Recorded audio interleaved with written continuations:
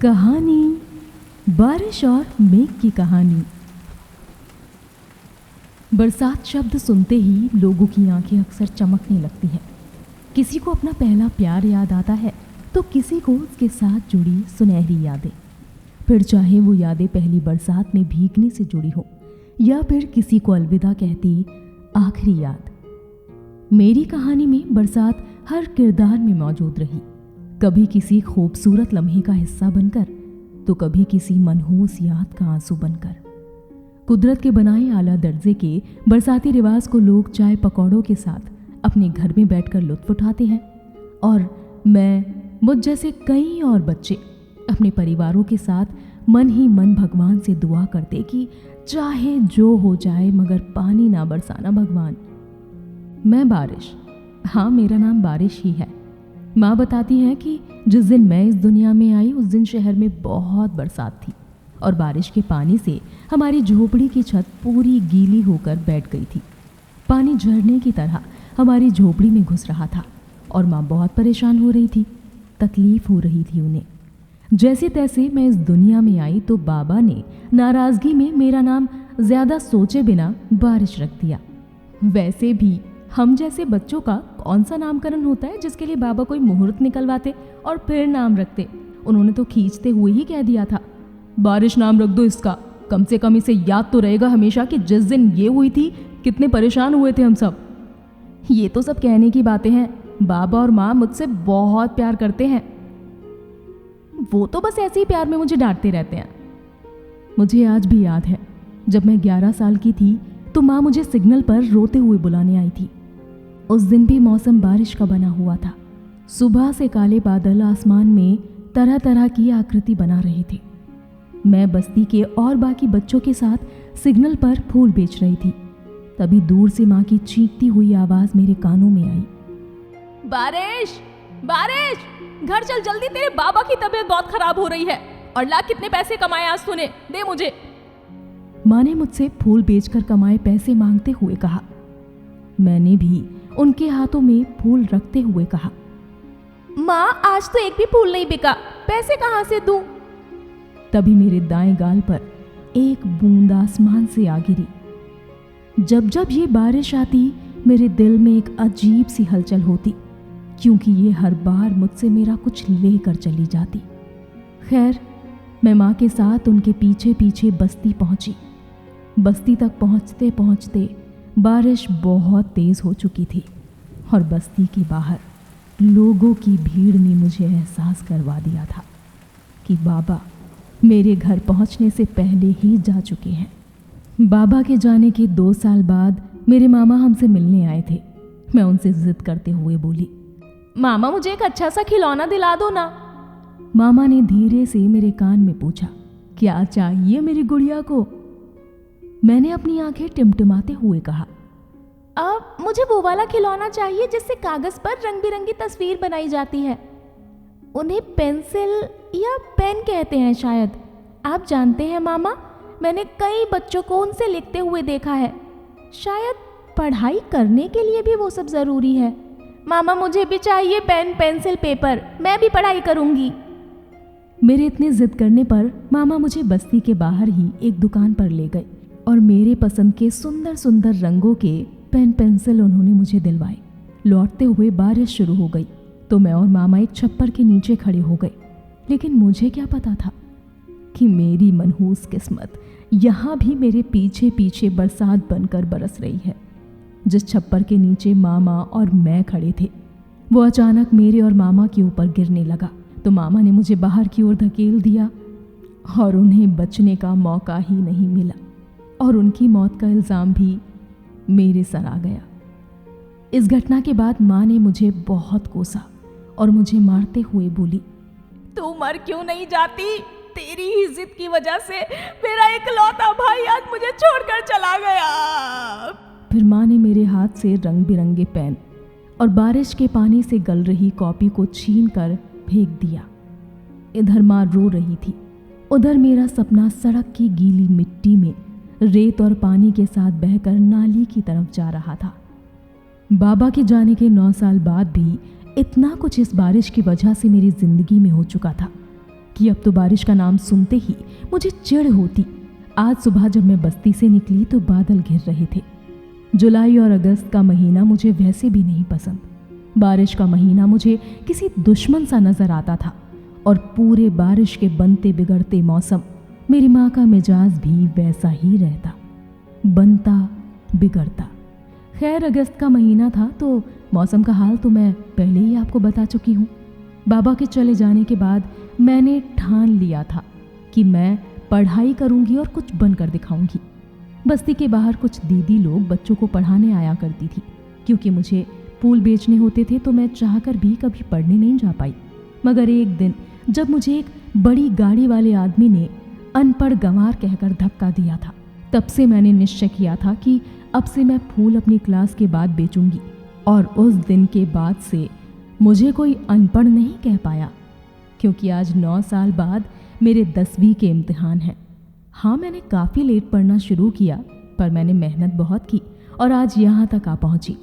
कुछ लोगों के लिए ये कोई बड़ी बात नहीं है, मगर मेरे लिए ये बहुत बड़ी बात है, क्योंकि पिछले 3 सालों से मैं भी टीचर हूँ और अपनी बस्ती के छोटे बच्चों के भविष्य को सुरक्षित करने के लिए काम कर रही हूँ, उन्हें पढ़ा रही हूँ।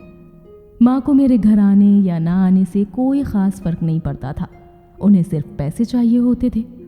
वक्त के साथ सिग्नल पर फूल बेचने के काम को मैंने फूलों की छोटी सी दुकान तक पहुंचा दिया था। घर खर्च ठीक ठाक चल रहा था। मैं अपना पूरा वक्त अपनी पढ़ाई और अपने काम और सिर्फ नुक्कड़ पाठशाला को देती।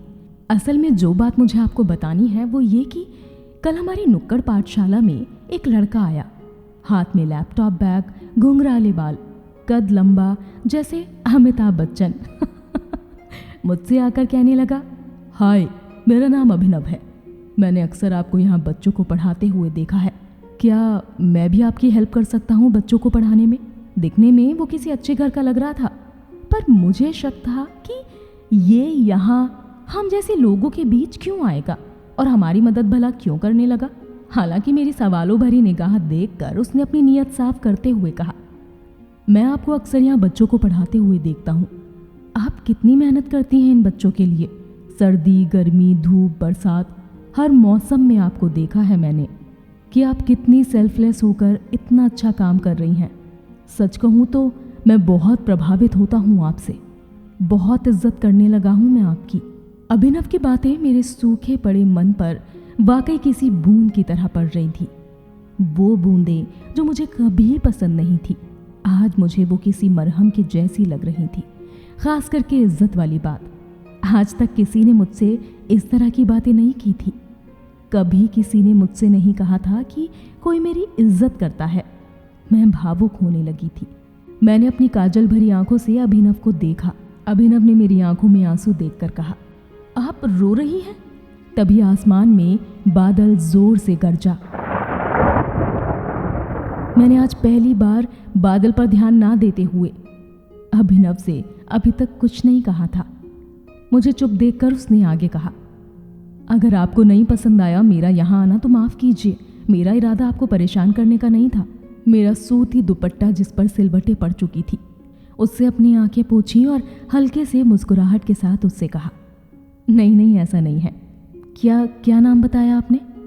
उसने झट से कहा, अभिनव। मैंने उससे ज़्यादा कुछ नहीं कहा सिवाय इसके कि कब से आना चाहते हो, हमें आप जैसे लोगों की बहुत ज़रूरत है। अभिनव के चेहरे पर मेरी ये बात सुनकर एक लंबी मुस्कान आ गई। इसके बाद अभिनव रोज़ सुबह 11 बजे से लेकर 2 बजे तक मेरे साथ बच्चों को पढ़ाने में मदद करने लगा। उसने बताया था कि वो एक वेब डेवलपर है। बहुत जल्द वो हर एक बच्चे का चहेता हो गया था। क्लास अब और भी खूबसूरत हो गई थी। पहले जिस खाली पड़े मैदान की एक दीवार के आगे लगे पेड़ पर सिर्फ एक ब्लैक बोर्ड हुआ करता था। ऐसा लगता था कि ईंटों की जर्जर पड़ चुकी दीवार भी खुद की खूबसूरती देखकर इतरा रही थी, क्योंकि अब उस पर रंग बिरंगे बोर्ड्स और तरह तरह की जानकारी देने वाले पोस्टर्स भी अपनी जगह बना चुके थे। अभिनव बच्चों के लिए बहुत कुछ कर रहा था, जैसे छोटे बच्चों के लिए लर्निंग एजुकेशन टॉयज, देश दुनिया की जानकारी के लिए मैप्स, ब्रेन एक्टिविटीज़ के लिए पजल्स वगैरह वगैरह। बच्चे उसे देखकर अभी भैया चिल्लाकर ऐसे खुश होते जैसे कोई खिलौने वाला मुफ्त में खिलौने बांटने आता हो। अभिनव खिलखिलाता हुआ कहता, ये सब कितने प्यारे हैं बारिश, थैंक यू मुझे अपने साथ काम करने देने के लिए। कभी कभी मुझे ऐसा लगता जैसे बच्चों से घिरा अभिनव खुलकर हंसते हुए मुझे छिप छिप कर देख रहा हो। मैंने उसे ऐसे कई बार देखा था। जब वो मुझे देख रहा होता था मैं हर बार झींप कर रह जाती। इसीलिए नहीं कि मुझे अभिनव पसंद नहीं था, बल्कि ताज्जुब होता था कि वाकई कोई कैसे इतना अच्छा, सुलझा और समझदार हो सकता है। उसकी हर एक बात सीधे दिल छू जाती। लगता जैसे भगवान ने एक इंसान में कुछ गुण अपने भी डाल दिए हों। एक अच्छा इंसान, लड़कियों की इज्जत करने वाला, बच्चों से प्यार करने वाला और बड़ों को सम्मान देने वाला। सच कहूँ तो ये सब भी कम ही था अभिनव के व्यक्तित्व को व्यक्त करने के लिए। मैं नहीं जानती मेरे दिल में उसके लिए क्या था, इज्जत या कुछ और, मगर हाँ इतना जानती हूँ कि उसका आसपास होना मेरे लिए ऐसा होता जैसे किसी तितली का किसी सुगंधित फूल के नज़दीक होना, जैसे किसी बच्चे का अपनी माँ के करीब होना। बहुत सुरक्षित महसूस करने लगी थी मैं अभिनव के साथ, मगर मैं अपनी हद जानती थी, इसीलिए हमेशा उससे दूर ही रहती। उसके ब्रांडेड कपड़े, उसकी शिक्षा, उसकी परवरिश जिस भी माहौल में हुई हो, उसने हमें कभी उस सब का ना तो दिखावा किया और ना ही हम पर किए गए एहसानों को जताया। मेरे सिलवटे पड़े सूती कपड़े मुझे हमेशा मेरा दायरा याद दिलाते रहते। एक रोज़ बच्चों के घर चले जाने के बाद मैं अपनी नुक्कड़ पाठशाला के पेड़ के नीचे बैठकर अपनी 10वीं की पढ़ाई कर रही थी। तभी मुझे मेरे नज़दीक आकर किसी ने मुझे चौंका दिया। भू ओफ, कितना डर गई थी मैं। अभिनव था। उसने मेरा डरा हुआ चेहरा देखकर हंसते हुए कहा, अरे बाबा, I'm सॉरी, लेकिन तुम्हारी शक्ल देखने वाली थी। हाँ मैंने कंधों से उधड़े हुए सूट पर लगी हाथों की सिलाई को अपने दुपट्टे से छुपाते हुए कहा, नहीं, मैं डरी थोड़ी ना थी, बस थोड़ा चौंक गई थी। फिर वो मेरे नज़दीक बैठ गया तो मैंने उससे एक वाजिब सवाल किया, तुम तो क्लास खत्म होने के बाद चले गए थे ना? अभिनव ने मेरी आंखों में देखते हुए कहा, वो मैं गया नहीं था, बस बच्चों के जाने का इंतज़ार कर रहा था। तुमसे कुछ बात करनी थी। मैं थोड़ा असहज हो रही थी। एक अमीर इंसान दिल का चाहे जितना भी अच्छा क्यों ना हो, मगर उसकी मौजूदगी एक गरीब के लिए हमेशा अमीर गरीब का फ़र्क पैदा करती ही है, और ये फ़र्क हमेशा सिर्फ एक गरीब ही महसूस करता है। अभिनव ने मुझे जैसे एक हल्की नींद से जगाया हो। उसने कहा, कहाँ खो गई मैडम? मैंने उससे नज़रें चुराते हुए कहा, कहीं नहीं, वैसे तुम्हें क्या बात करनी थी मुझसे? उसने मेरे हाथों में एक पैकेट जो किसी किताब के जैसा लग रहा था वो थमाते हुए कहा, ये देखो, कुछ लाया हूँ मैं। बहुत ख़ास इंसान की तस्वीर है जिसे मैं अपना बहुत कुछ मानने लगा हूँ। तुम्हें गुरु मानता हूँ अपना, इसीलिए तुम्हारा अप्रूवल बहुत ज़रूरी है मेरे लिए। देखकर बताओ। तभी उसने मेरी आंखों में देखते हुए कहा, तुमने आज काजल क्यों नहीं डाला? बहुत अच्छा लगता है तुम्हारी आंखों में काजल। मैंने अपने मन को समझाया कि चाहे जो हो, ये वो तो नहीं हो सकता जो मैं समझ रही थी। बिना कुछ बोले मैंने वो पैकेट खोला जो अभिनव ने मेरे हाथों में दिया था। मेरी खुशी के आगे काले बादल छा गए। जैसे ही मैंने पैकेट से निकले शीशे में अपने चेहरे के साथ अपनी हकीकत से भरे अस्तित्व को देखा। बेजान चेहरा, बेतरतीब बाल, सिलवटे पड़े कपड़े मुझे मेरी औकात चीख चीख कर बयां कर रहे थे। हम दोनों ही कुछ कहते उससे पहले मेरे चेहरे पर एक बार फिर एक बूंद आ गिरी। मैं सहम गई। मेरी जिंदगी में बहुत कुछ बदल चुका था सिवाय इस एक चीज़ के। बारिश आज भी मुझे डराती थी। किसी खास को खोने का डर एक बार फिर से हावी होने लगा था मेरे जहन में। मैंने अभिनव को भराई आंखों से देखा और वो शीशा वहीं फेंक कर चली गई मैं अभिनव से दूर। गीली मिट्टी में पड़े शीशे के टुकड़ों में अभिनव ने अपना अक्स देखकर शायद पूछा होगा खुद से कि इतनी मामूली सी लड़की को इतना खास क्यों समझ रहा था वो। शायद मान लिया होगा उसने कि बारिश ऐसी ही होती है, बस लोगों को उनके जज्बातों के साथ भीगता हुआ अकेले छोड़कर चली जाती है। ऐसी ही तो थी मैं भी। अगले दिन नुक्कड़ पाठशाला में मिट्टी बहुत गीली थी। बरसात रुक चुकी थी लेकिन मौसम में नमी बरकरार थी। मैंने उस दिन पाठशाला ना जाना ही सही समझा। पता नहीं क्यों, लेकिन मैं अभिनव का सामना नहीं करना चाहती थी। इसीलिए मैंने पाठशाला को उसी के हाल पर छोड़ दिया और सीधे अपनी फूलों की दुकान पर चली गई। आधा घंटा ही बीता था कि एक ग्राहक दुकान पर आकर मुझसे पीले फूलों का गुलदस्ता बनाने की जिद करने लगा। मैम, मुझे ये येलो रोजेस का बुके बना दीजिए। मैम, मुझे येलो रोजेस का बुके ही चाहिए। मैंने उसे समझाते हुए कहा, सर मैं आपसे कब से कह रही हूँ कि बरसात की वजह से मैं फूल खरीदने नहीं जा पाई, इसीलिए पीले फूल नहीं है हमारे पास। उसने फिर से कहा, मैम मैं जिस लड़की को पसंद करता हूँ पहले उसका दोस्त बनना चाहता हूँ।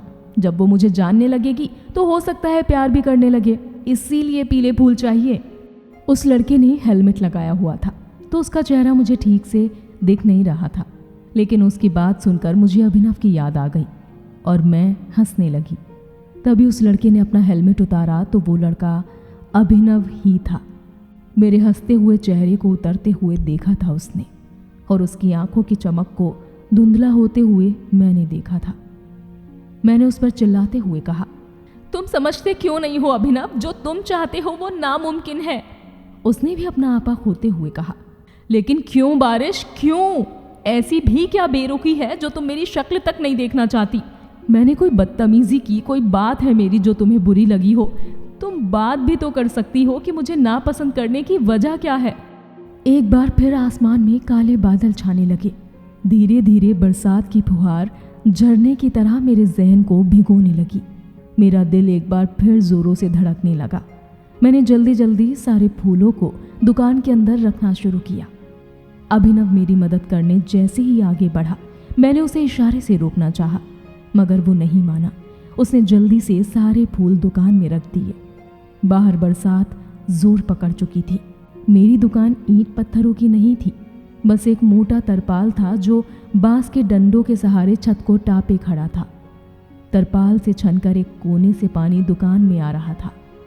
बाहर भी पानी भरने लगा था तो मैंने अभिनव को बरसात रुकने तक ठहर जाने को कहा। अभी बारिश तेज है, थोड़ी देर रुक जाओ फिर चले जाना। अभिनव ने मुझसे कुछ कहा नहीं, मगर सहमति में फूलों का एक गुलदस्ता उठाए उसकी जगह पर खुद खड़ा रहा। तेज बारिश की आवाज़ हम दोनों के दरमियां पसरी खामोशी को चीख चीख कर बोलने पर मजबूर कर रही थी। शायद अभिनव ने सुन ली थी वो चीख।